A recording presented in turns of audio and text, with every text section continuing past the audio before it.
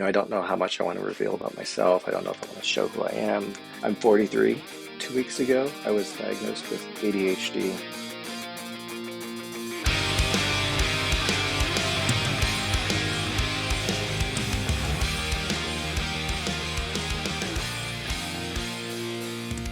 I posted a while back about some of the things that happened in my childhood. I realized it's actually pretty severe. My therapist has got me into an outpatient. I started an IOP. I'm going to be seeing therapists and psychiatrists next 10 weeks, 3 days a week. Casa Palmera in San Diego. If any of you need anything at all, too bad. Deal with your problems yourselves like adults. After a terrible experience at Casa Palmera in San Diego, I found myself at Loma Linda Behavioral Health. This experience has been life-changing.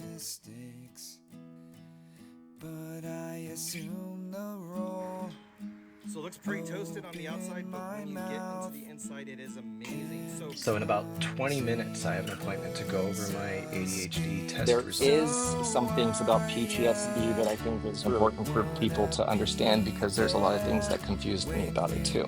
I do think, hey, Swayon. So I do think that I'm going to take this account and probably start to talk more about I've been following my ADHD journey for the last 6 months, many not knowing that I've been navigating life with PTSD. My hope is that someone else can start to learn a lot more about themselves. I'm trying to do more lives, especially lives on this subject right here. There might be something that somebody might be able to relate to. Overloaded, and then already at a point where the nerves are too much. It actually started happening about 1.5 years before I found out I had PTSD. One night I just started shaking. I realize now, looking back, it was my nervous system was just overloaded. My whole body was just shaking. That was hitting the wall and failing. It was me trying and failing, not knowing I was going to hit a wall every time because I didn't know.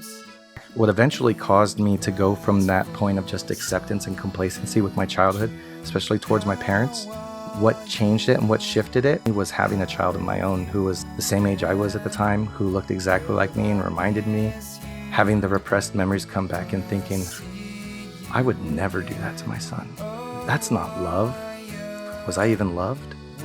But all this was because of love, God's love. And then it's like, you start to kind of get yourself into this huge spiral where your whole structure of upbringing is just uprooted by flawed logic.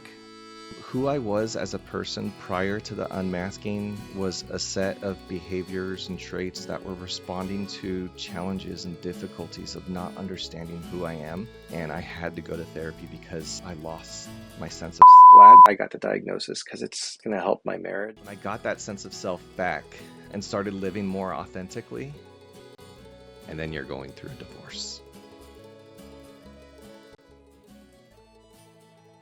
This is huge. I've never had this many people in here before. And I appreciate the fact that this is resonating with people. Sorry guys, I'm just masking right now, getting ready for the day. How does it take 43 years to realize I'm dyslexic? It took me 43 years to realize that I had dyslexia and that's what it was called. But for me, it was word swapping. I would have like my whole sentence scripted out, should have known I was autistic by that point. And then one of the words would just become a completely different word.